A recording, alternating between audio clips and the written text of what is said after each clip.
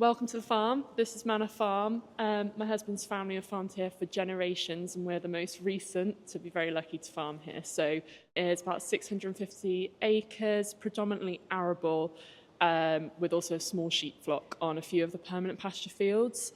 So we'll go around and see everything if there's anything specific. I'm Holly Shearman. I work for Innovation Agriculture and the Royal Agricultural Society of England. We're a knowledge exchange organisation, so we run demonstration events, study tours, all over the country, very much things like this, trying to engage farmers in knowledge exchange, learning from other farmers. So if you want to find out more, just have a look on our website, Innovation Agriculture or Royal Agricultural Society of England. We've got study tours in the autumn and a range of projects just like this one, but I shall hand you over to Angelina to tell you more about the project. I'm Angelina Sanderson-Bellamy and I'm Professor of Food Systems at University of the West of England in Bristol, and I'm working together with Holly and a team of people on a project. It's called Land Use for Net Zero Nature and People. And then there's like a subtitle.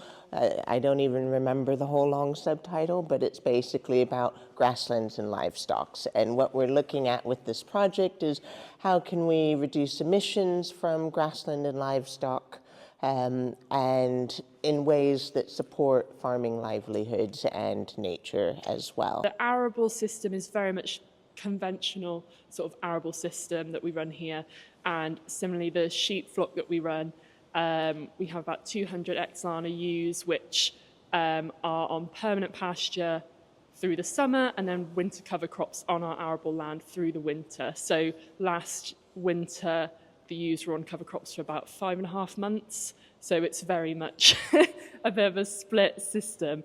But we'll go out and see the sheep, we'll go out and see some arable as well. We have a solar unit here as well, which was put in about 10-12 years ago, to say that's right, 10-12 years ago, which is a bit of a diversification for the farm. But basically what we're doing here is building on the successes of the previous generations before us, which have focused on farming in tune with nature, but in a conventional system. So we're not organic or any of that, but we try our best. And in the past, the farm has been a leaf demonstration farm as well, which is something we'd really like to pick up again. Like, because ours are wool shedders, they love, you know, scratching their backs on it. Yeah, they're all sat under there, look. This is our solar grazing. So we have 10 hectares in total, 2 fields of 5 hectare. The grass is slightly taller than we usually manage it, but we've been a bit understocked this year, and we're just a bit late getting onto it. So normally we'll just stock them a lot tighter. There's about 100 ewes in there with twins. The lambs are about 4 weeks old. The grass in these solar fields isn't that productive, so we'll probably only graze this 3 times this year. We don't put any inputs on any of our grass, including this. Yeah, so our ewes are, we have ex-Lana ewes and we put them all to a Dorset turp, which was just a decision that we made. My husband and I came back to the farm 4 years ago, and we brought the sheep in shortly after that.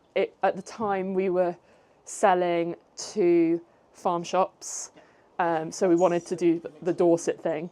But in fairness, the lambs have always done really well. Like last year in the drought, we didn't hard feed anything. We finished all our lambs, so we're quite happy with them. So on our permanent pasture, I like to rotationally graze everything, either electric fence, or some of our paddocks are small enough that we'll just put everything in for 2 days.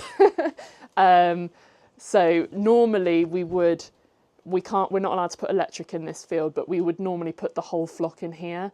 But this year, which we'll go and see at the end of this tour, we are grazing a herbal lay, a new herbal lay that we put in last year.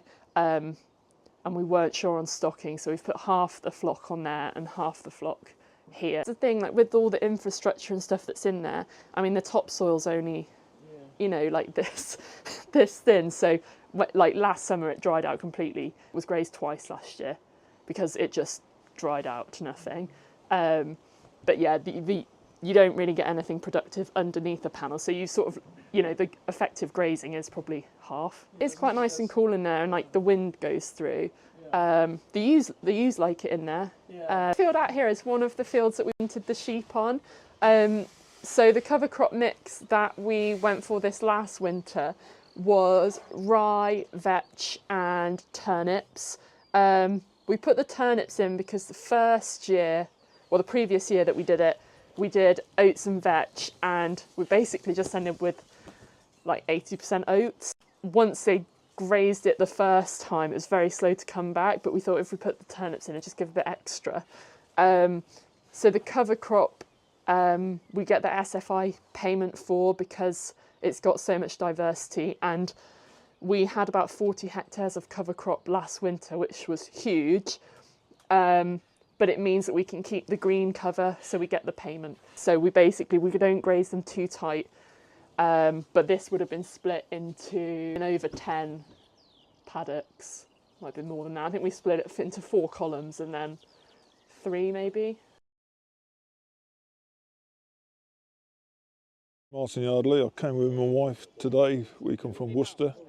We farm up there, we farm sheep, ewes. We run about 900 ewes with our boys, and we are all grass. We do haylage for racehorses, and we do pollen nectars, make hay out of it, and for the animals and for the lambs and what have you. So we came today to see if we could further improve our knowledge.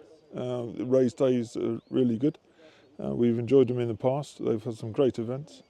And they've always been put on really well, and I never think you're too old to learn, so if we can learn something, even if it's the smallest bit, we've learned something, and we'll take it home and hopefully the boys will be better for it.